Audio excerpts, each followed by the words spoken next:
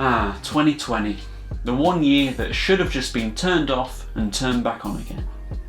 But now the year has finally come to an end, let's take a look back at the most important things from the past 12 months. The 108 Easter eggs I hid in YouTubers' videos. Let's start with Tom Scott's Basic series. In episode 1, Tom explains why you can't name a file con on Windows. The example is a photo of a real con, Cornelius Colliano, an Australian tightrope walker. Later on, when we see a printer getting upgraded, it comes with the ability to pour a cup of coffee in a mug that says, "World's Best Cornelius." When an old printer appears, you can see that it's running out of ink. When Tom talks about backwards compatibility on PlayStation consoles, the disc he inserts into the PS4 is a game called Tom Scott, and we later see the case for that game, which I designed to resemble Crash Bandicoot. You can also see my logo on the case as well. In episode 2, we see a file on Alan Turing with a code on the front that looks suspiciously like a YouTube URL. In episode 3, the websites here are old and new versions of WTV, a music channel I made for Tom's video about remastered music videos. Tom talks about a Kulbutik error, where the word ass sometimes unintentionally gets replaced with but, and here you can see someone similarly toning down a comment about their boss. In episode 4, we see the inventor of the password, Dr. Fernando Corbeto's own password, is Corblimey 1926. Tom's password, on the other hand, is "makes sense," referencing what he says at that point. And Tom's signature is actually his logo. When Tom mentions his past attempt at removing his fingerprints, the video he did that for briefly plays on the screen in the background.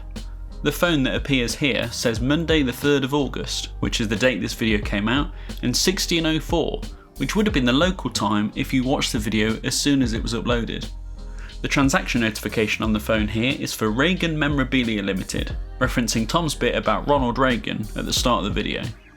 In episode 5, Tom needed a shelf full of books, so I just went to town with the Easter eggs. We've got Alex's Adventures in Numberland by Alex Bellos, Where God Went Wrong by Oolong Kalufid, an in-universe book from Hitchhiker's Guide to the Galaxy. I Suppose I Was Pretty Terrible by Melville Dewey, foreshadowing Tom's later rant about him.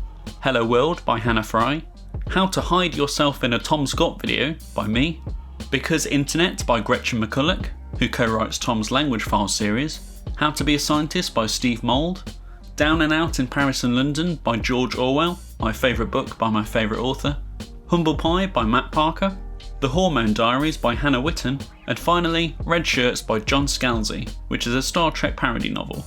The sorting box here is box A113, the famous code hidden in loads of animated films, and it's property of the Lux Foundation Library, which is the library from the Doctor Who episodes Silence in the Library and Forest of the Dead. In episode 6, we've got another smorgasbord of Easter eggs in the pop-ups that appear. Let's take a moment to appreciate all the references, shall we? We've got The Sims, Doctor Who, Tom's video about remastered music videos, Modern Family, and Sherlock. And here's some of the others.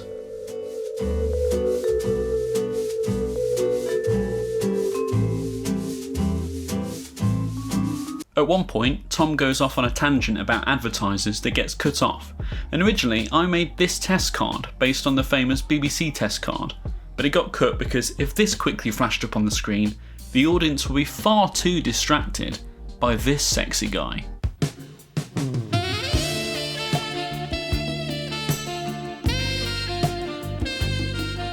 Here we see an eBay style website called Shop, made to look like the old eBay logo, and here's one called Search, made to look like the old Google logo. The Search logo is later updated to match the current Google logo, and Shop gets the same treatment as well. Here we see someone visiting websites for the Smallville Times, Metropolis University, a website about kryptonite allergy symptoms, an order from Clark, who gets served an ad for superhero supplies. Who could that be referencing? And the superhero supplies advert is on the WTV website. Now for a video I made for Matt Parker about bad number analogies. At the very start, when Matt talks about measuring the distances between London and New York in killer whales, we see a killer whale falling from the sky, along with a bowl of petunias, another reference to Hitchhiker's Guide to the Galaxy. The icon for Times Square in New York has billboards for Matt's comedy trio, Festival of the Spoken Nerd, me, the infamous Parker Square, and Matt's gear. Later on, as we see a pile of dollar bills growing towards the sun, another killer whale falls from the sky. In the segment about Matt's 10,000th day birthday, baby Matt is surrounded by building blocks for the first digits of pi. The last segment talks about how long a million, billion and trillion seconds is, and we see a cinema at 4 points in time. In the present day, it's screening the Analogies video itself. A million seconds ago, it's advertising the video coming soon. A billion seconds ago, it's screening Back to the Future 2. This is on screen for about 3 seconds, but I still meticulously designed these posters from scratch. And finally, a trillion seconds ago, it's the Ice Age. But there's still a sign saying that Nerdland Cinema is coming soon. Soon in this case means 30,000 years. Back to Tom Scott now and his other series, Language Files. In episode 2, the tomatoes' suspicious labels are vegan, non-evil, zero vomit, totally safe, sneezeless, and asbestos free. When the stickman sits down, you can see he's listening to Tom intently and following the graphics when they appear below him. After he finishes pushing his car on screen, you can see he's understandably knackered and needs to stretch it out. Tom asked me to make conversational implicature look jazzy, so I made its border look like that border material they make for school displays.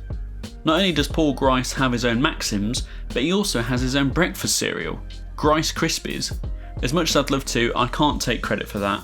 That was Tom's excellent joke. But although I didn't name the cereal, you can see that my company actually manufactures it. In episode 5, the set collapses before Tom can reveal whether he says GIF or GIF, and you can see that Language Files is filmed in Studio One, and the makeshift credits on the back wall have a little doodle of my logo on them. In episode 6, Tom says how a language is just a dialect with an army and a navy, and the ship and tank that appear say Vlaams, which is another word for Flemish, a Dutch dialect. When the computer icon is shown, it's playing episode 4 of Language Files. Again, the time shown on the phone here is what the local time would be if you watched this video the moment it came out. The text conversation about saving Icelandic is with someone called Vilhjalmur Jeremyson, which is my name in Icelandic. Your surname in Icelandic is your father's name plus son if you're a guy and dottir if you're a girl, so mine is Jeremyson. There you go, Dad, you're in a Tom Scott video. I hope you're happy. When Tom talks about book translations, we've got Harry Potter and the Deathly Hallows in French, Alice's Adventures in Wonderland in Icelandic, and Hitchhiker's Guide to the Galaxy in Spanish. Let's look at Matt Parker's video about general relativity now. The clock here is by a company called Parker. This box is addressed to Albert Einstein, and this is actually his old home address, and even from beyond the grave he's buying from Matt's gear. The box on top is for Matt, who apparently lives at 314 Pye Avenue in Primetown. This whole scene takes place on a train called the Trans-Siberian Railway, my maths themed take on the Trans-Siberian Railway. Gosh, I'm so witty. The carriage for the bouncing basketball has a sign prohibiting inaccurate ball games, referencing Matt's displeasure at football icons with inaccurate geometry. Later on, when Matt talks about gravitational wells, the TARDIS flies past. And finally, the segment about GPS shows the insides of a satellite. The name of the satellite is USA 289 Vespucci, which is a real satellite. There are stickers on its inner walls for both of Matt's podcasts, a podcast of unnecessary detail and a problem squared, along with his logo, Steve Mould's logo, and my logo. Here's another Tom Scott video, this time about green screen. I fit my cameo in nice and early this time, popping out of the floor to fix his green screen. The camera's footage library shows thumbnails for genuine footage files of both Tom's green screen and backgrounds for his basic series. And then right at the end we see a load of hand-drawn backgrounds. The first is a house by me, apparently age 4, and the others are Tom's studio, the green screen where I pop out from the floor, and the computer museum. You can also see that I do green screen for Tom just by cutting him out with scissors. That's apparently how they used to do it in the olden days. One more Matt Parker video, the world's first maths mistake. These icons that pop up throughout the video are from a Mesopotamian board game called the Royal Game of Ur. Kushim, Nisa, the Leader and Warrior illustrations come from the Standard of Ur, a Sumerian artefact. The title sequence shows a Sumerian version of the cover of Matt's book Humble Pie. The symbols here are proto-cuneiform for stand, mouth, nourish, pot, the closest we could get to the phrase humble pie, and you can see the airplane from the cover made from barley. The last part of the title sequence is a Sumerian version of Matt's usual title sequence. Props to Howard Carter for this amazing remix of Matt's theme music.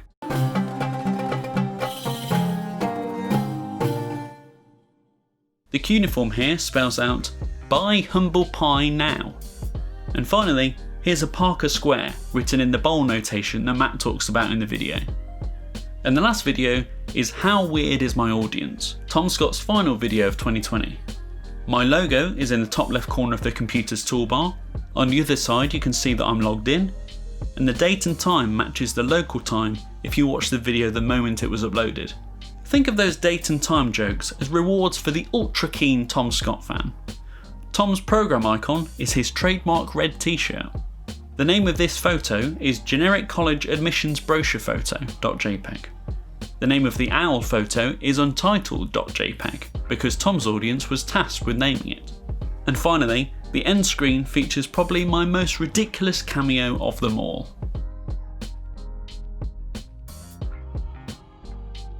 I just want to say thank you to Tom Scott, Matt Parker, Steve Mould and William Candillan for giving me the opportunity to animate for them in 2020. This year has been a complete train wreck, so the fact that so many people have watched those videos and enjoyed them and it's put a smile on their face, it always means a lot. Thanks also to all the people that have subscribed to me over the past few months, and finally, have a happy new year and a much safer 2021.